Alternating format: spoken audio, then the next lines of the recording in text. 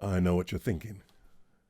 This dude said he was finished, and here he is again with his bits of foam and his SR 314. But I could tell you why. Because at 4 o'clock in the morning I woke up and I thought, there's one more thing. May as well go the whole hog and see if it affects the sound. And if it does, you can back off. But the one more thing is this. So you know what we got so far. We got the foam just over the top of the inner basket, which I'm going to have to take out, which mine is a little bit tricky. Not too bad. So you know what we got so far. We have a bit of foam. I'm going to go through some various types of foam in a minute as well. Not that I know what I'm talking about. Got that bit of foam wedged in there.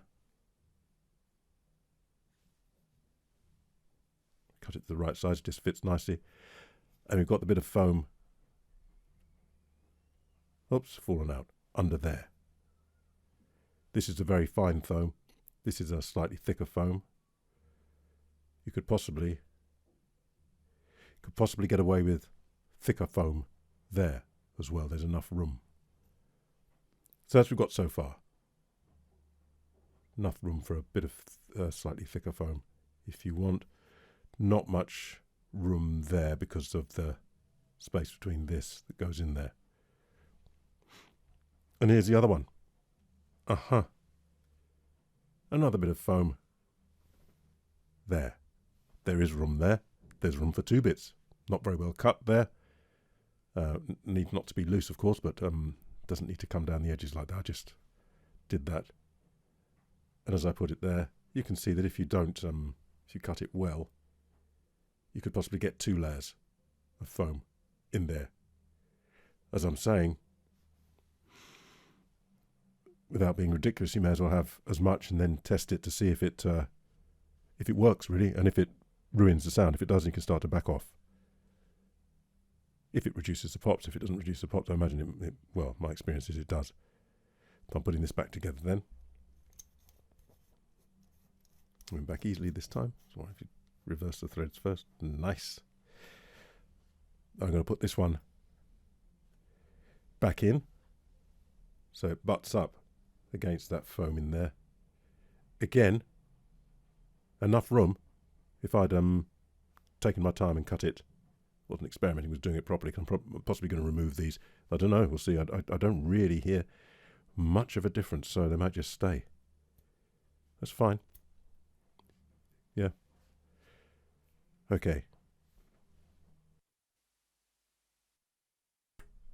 Yeah. All right, so now I'm on the 314, being very careful because there's nothing there at all. Nothing there at all. There's nothing there at all. There's nothing there at all. There's nothing there at all. Very sweet, isn't it, round there? There's there. Very, very nice. Very, very nice. Now let me just slide this on. Nothing there at all. There's nothing there at all.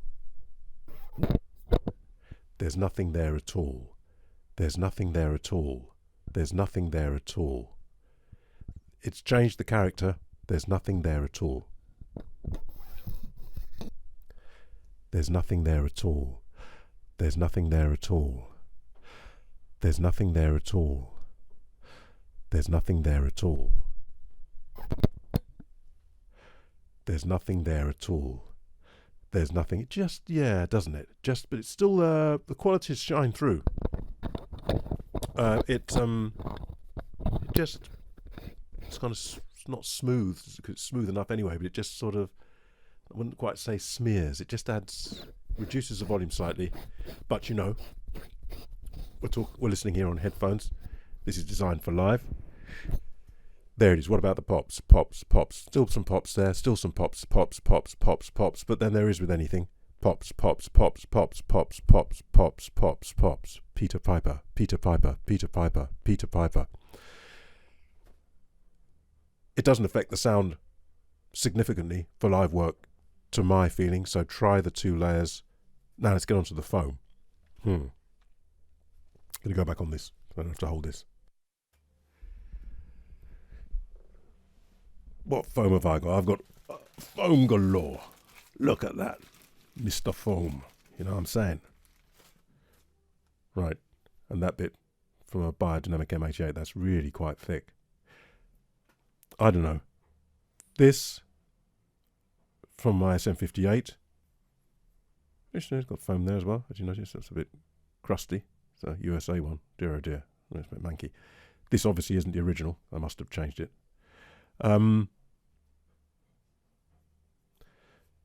I reckon you could do worse than these. It's going to be very easily available, of course. I'm not sure the differences in the foam. It's got to be open cell foam. It's got to be, just use inner microphone foam for the inside of a microphone. The technology, I don't know. Is it all the same? I just don't know. So I'd go for that. This one feels to me to be, if you've got two of these, and cut your first circle for there, from that bit there, which is slightly thicker, I think, than the edge. I'm not sure. A bit difficult to tell. But you could cut a nice disc from that to put there. From the other one, you get a nice disc from the second one. If you bought two of them, they're quite inexpensive. And you could make that inner one just underneath there. And then you could cut it open and get yourself some discs to put inside the inner shield there. I think, from what I can feel, that would do. This is it's going back in the SM58 basket. This one is from the Bayer, because it's a current model. Well, my mics aren't current, so no good showing you that perhaps.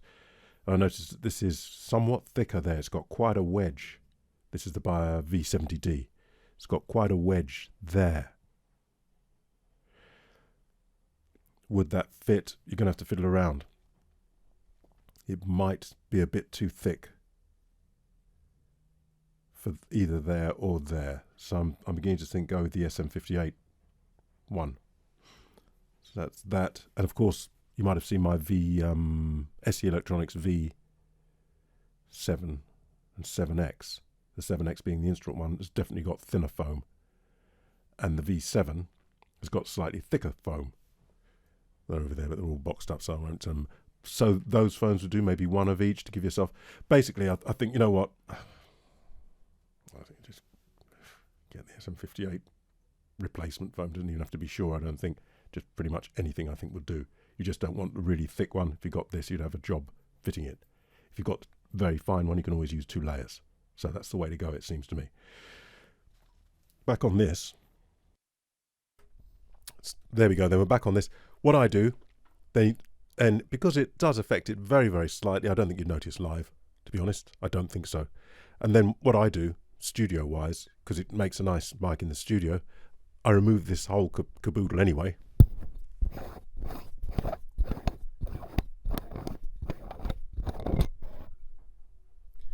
Then I put it in a stand, and then I use a studio grade filter and have it kind of there you can hear what happens if you put my hand in the way. So that's what you're dealing with the foam. Obviously my hand isn't foam, but you get the idea.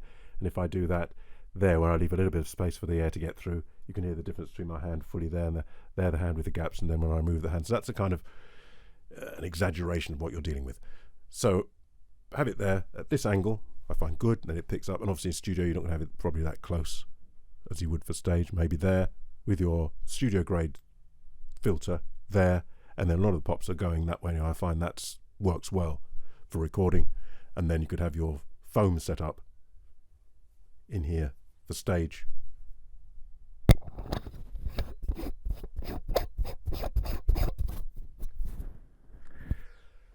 And maybe that's the last time that I'm going to take that off. What do you think? I think so. But I said that before. We'll see.